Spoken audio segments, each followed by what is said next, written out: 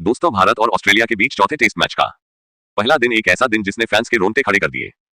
Score board पर 250 run तो थे, लेकिन ऑस्ट्रेलिया ने सिर्फ 2 विकेट खोकर दमदार शुरुआत की थी। फिर आया मैच का सबसे बड़ा ट्विस्ट। बुमराह, जिसे कहते हैं मैच का बाजीगर, उसने गुस्से में झोंक दी अपनी पूरी ताकत। एक ऐसा ओवर फेंका जिसने पूरे मैच को पलट कर रख दिया। दोस्तों, एक ही ओवर में बुमराह ने 3 बड़े विकेट उड़ा दिए और ऑस्ट्रेलियाई बल्लेबाजों के तो हौसले ही पस्त हो गए। और फिर रविंद्र जडेजा ने भी अपनी जादुई गेंदबाजी से ऐसा कहर भर पाया कि ऑस्ट्रेलिया के बल्लेबाज पिच पर खड़े होने की हिम्मत ही खो बैठे। वहीं वाशिंगटन सुंदर ने भी अपनी गेंदों से आग उगल दी। तो दोस्तों, पहले दिन के मैच की पूरी हाईलाइट आपको दिखाएंगे वीडियो में, लेकिन उससे पहले आप सभी को क्या लगता है, जडेजा, बुमराह या सिराज? आपके मुताबिक इनमें से सबसे खतरनाक गेंदबाज कौन है? अपनी राय हमें कमेंट्स में जरूर बताएं। और हाँ दोस्तों, आज का लाइक टारगेट है सिर्फ 500 लाइक्स का, तो अभी इस वीडियो को लाइक करना ना भूले। तो चलिए अब आपका ज्यादा समय ना लेते हुए शुरू करते हैं वीडियो। दोस्तों, क्रिकेट का सबसे बड़ा महाकुंभ भारत और ऑस्ट्रेलिया के बीच चौथा टेस्ट मुकाबला मेलबर्न क्रिकेट ग्राउंड पर धमाकेदार अंदाज में शुरू हो चुका है। लेकिन दोस्तों, कहानी में बड़ा ट्विस्ट तब आया जब भारतीय कप्तान रोहित शर्मा टॉस जीतने में नाकाम रहे। और जैसा कि आप जानते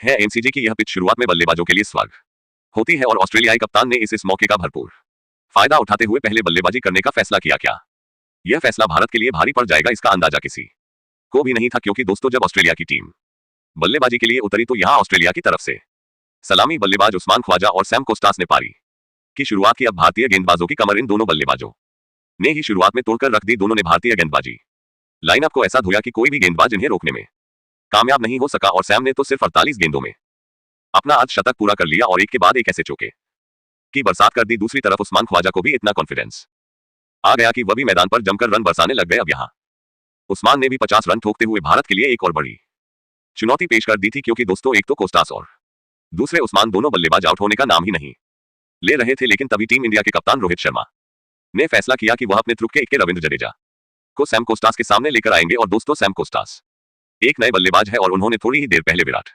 कोहली के साथ झगड़ा भी किया था, जहां विराट कोहली को उन्होंने कुछ ऐसा कह दिया था जिसके बाद विराट कोहली काफी गुस्से में नजर आए थे और उनको जाकर धक्का मुक्की भी करने लग गए थे। और विराट कोहली का ये रूप देखकर अब तो समझ में आ चुका था कि इस बल्लेबाज का विकेट गिरने ही वाला है।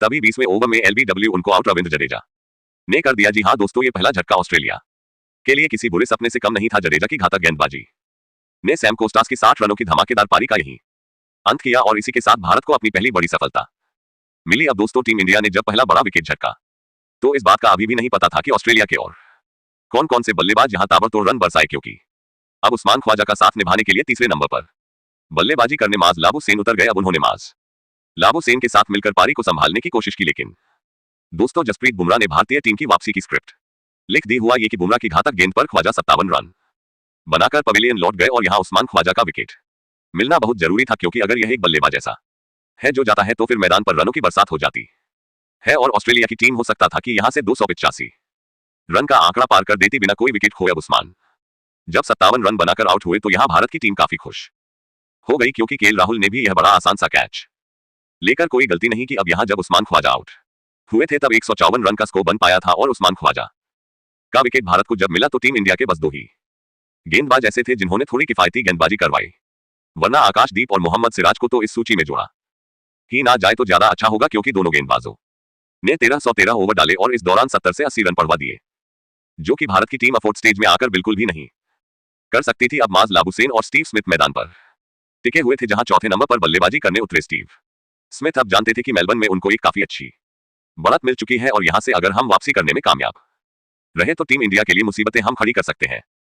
और इस दौरान मनसर लाबुसैन और स्टीव स्मिथ ने मिलकर पारी को संभाल लिया, जहां एक समय ऐसा था जब विकेट ऑस्ट्रेलिया की टीम का 154 रन पर गिरा था और यहां अब तीसरे विकेट के लिए 100 रन की साझेदारी की तरफ मानस लाबुसैन और स्टीव स्मिथ बढ़ने लग गए। अब दोनों बल्लेबाजों ने ठान लिया था कि मैदान पर शतक जड़कर आज वापस लौटना है और मानस लाब हुसैन का बल्ला आज इस कदर चल रहा था मानो वह चौकों की बरसात करने के लिए ही आए हो। और दोस्तों, यहां दोनों बल्लेबाजों ने मिलकर अब ऑस्ट्रेलिया के स्कोर को अकेले दम पर 250 रन के पार पहुंचा दिया। टीम इंडिया पर मुसीबतों का पहाड़ कम होने का नाम ही नहीं ले रहा था और इस बीच होना वही था जिसकी उम्मीद हर किसी ने की। जी हां दोस्तों, भारत के लिए हमेशा मुश्किल वक्त में मसीहा बनकर जसप्रीत बुमराह की सामने आते हैं और उन्होंने भारतीय टीम को उस समय पर मदद दी जिस समय पर भारत को सबसे ज्यादा जरूरत थी, क्योंकि दोस्तों, हम सभी ने देखा कि कोई भी बल्लेबाज यहां आसानी से आउट नहीं हो रहा था। मनसुलाब हुसैन और स्टीव स्मिथ ने तो डेरा ही जमा लिया था। तब जसप्रीत बुमराह ने ठीक वाशिंगटन सुंदर के 66वें ओवर से पहले 65वां ओवर करवाया और यहां पर बुमराह ने स्टीव स्मिथ और मानस लाबुसैन को संकेत दे दिए थे कि अब एक बल्लेबाज का विकेट गिरने वाला है और यह जो दबाव बुमराह ने बनाया था उसका फायदा अगले ओवर में आकर पहले ही गेंद पर मानस लाबुसेन को आउट करके वाशिंगटन सुंदर ने उठाया। जी हां दोस्तों, वाशिंगटन सुंदर यहां जब 66वां ओवर करवाने के लिए आए तो उन्होंने मास लाबुसेन के लिए पूरा सेटअप किया और विराट कोहली को पहले से ही उन्होंने तैनात कर दिया था मिड ऑफ की दिशा में।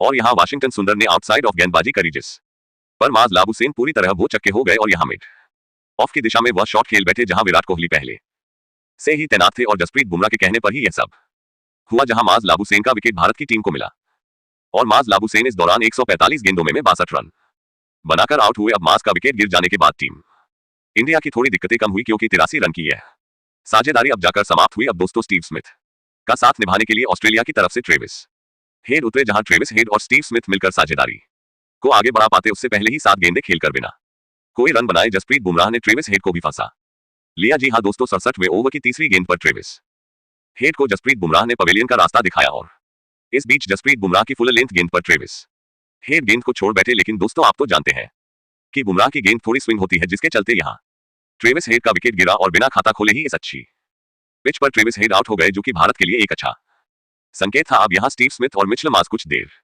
तक मैदान में टिके रहे, लेकिन मिचेल मार्श को जसप्रीत बुमराह ने ऋषभ पंत के हाथों कैच आउट करवाकर ऑस्ट्रेलिया की कमर तोड़ दी थी, जहां मार्श भी केवल 4 रन बना पाए और 246 रनों पर टीम इंडिया ने ऑस्ट्रेलिया के 5 बल्लेबाजों को पवेलियन का रास्ता दिखा दिया था। उनके आउट होने के बाद मैदान में आए थे एलेक्स कैरी, दूसरी तरफ स्मिथ का बल्ला आग उगल रहा था। इस खिलाड़ी ने पहले अपनी टीम को 250 रनों के पार पहुंचाया तो फिर देखते ही देखते अपनी तूफानी 50 भी ठोक दी थी। उन्होंने टीम इंडिया की नाक में दम कर दिया था। हालांकि दूसरी तरफ एलेक्स कैरी के रूप में टीम इंडिया को 6वीं सफलता हासिल हुई, जिन्हें आकाशदीप ने पवेलियन का रास्ता दिखाया। लेकिन जाने से पहले उन्होंने भी 31 रन बनाए थे। लेकिन दोस्तों, पहले दिन का खेल खत्म होने का ऑस्ट्रेलिया ने 66 ओवर में 311 रन 6 विकेट के नुकसान पर बना लिए थे। स्टीव स्मिथ 68 तो वहीं पर कमिंस 8 रन बनाकर नाबाद थे और भारत के लिए जसप्रीत बुमराह ने सबसे अधिक 3 सफलताएं हासिल की थी। लेकिन दोस्तों, पहले दिन का खेल देख लेने के बाद अब आपको क्या लगता है कि टीम इंडिया ये चौथा टेस्ट मैच जीत पाएगी या फिर नहीं? अपनी कीमती राय नीचे कमेंट करके जरूर बताएं और ऐसी ही नई और धमाकेदार खबरें सबसे पहले जानने के लिए हमारे इस वीडियो को लाइक और चैनल को सब्सक्राइब करना तो बिल्कुल भी ना भूले। धन्यवाद।